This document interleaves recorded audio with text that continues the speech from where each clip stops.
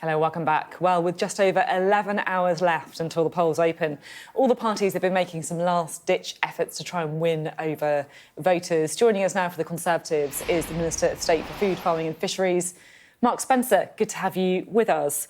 So it looks like you're hours away from the worst defeat in your party's history. Whose fault is it?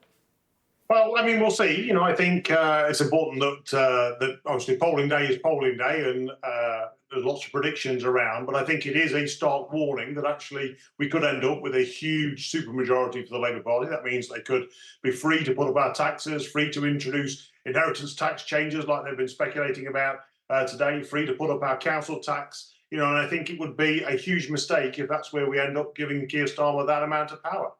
OK. So the question was, whose fault is it? So whose fault is it?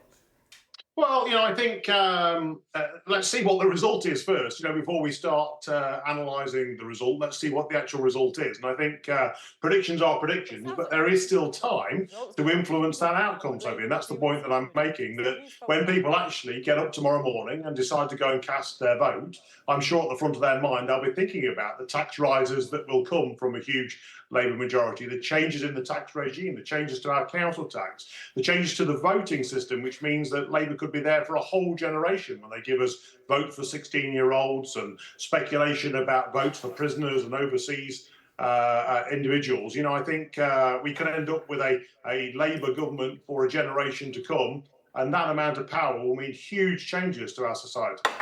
OK, so listening to you talking about a huge amount of power for Labour, for a supermajority, you can't then go and say, I'm not going to discuss the result until the election happens, right? Because it sounds to me like you are discussing the result. So if that happens, who are you blaming?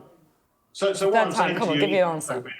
They're the predictions that are being made by pollsters. The point I'm making is tomorrow is the actual poll that matters. And there is still time for people to reflect on that, to look at the way in which they... OK, all right. I'm very keen to try and make sure we don't see that outcome that those polls are talking about, that we do see a Conservative government, or certainly a pared down Labour administration, OK. If that's what... All right, we've got that message. We've got that message. Suella Braverman wrote today that your party, she thinks, is particularly in trouble because of reform. She says the reform phenomenon was predictable, avoidable, and is entirely our own fault. Tory ministers attacking Farage is like a patient berating the doctor for the illness. Do you agree with her? So I think where she does have a point is that those people that are going to vote reform will let in Labour. So in seats like my own, if reform steal enough votes from the Conservative Party, Labour will win in my seat. Now, that goes for lots of seats up and down the country where reform are in third place or fourth place. And if enough Conservatives switch to reform, then Labour will come through the middle and win those seats. And ironically, those people that want to vote to stop immigration... Once again, you're answering a different question to the one that I'm posing. Suella Braverman is saying that, effectively, that your party should be embracing Nigel Farage. Do you think she's right, or do you think you should actually be distancing yourself from him? I think we should be making our own case. I think we should be making a strong case for making sure we get immigration levels right. We should be making a strong case for a low-tax government, and we should be making our case on the doorstep, which is what I've been doing for the last 6 weeks. OK. The Sun says that Britain needs a new manager. After backing the Conservatives for so long, they've switched allegiance. They're now backing Labour. Is that a blow?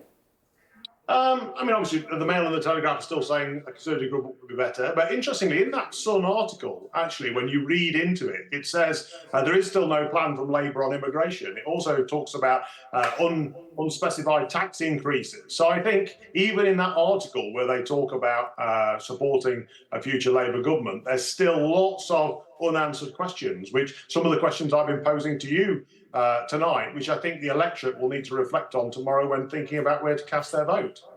Well, so the Sun saying Britain needs a new manager. It looks like your party might be needing a new manager by the weekend. Earlier this week, Steve Baker seemed to launch his own leadership bid live on the Politics Hub. Do you fancy joining him?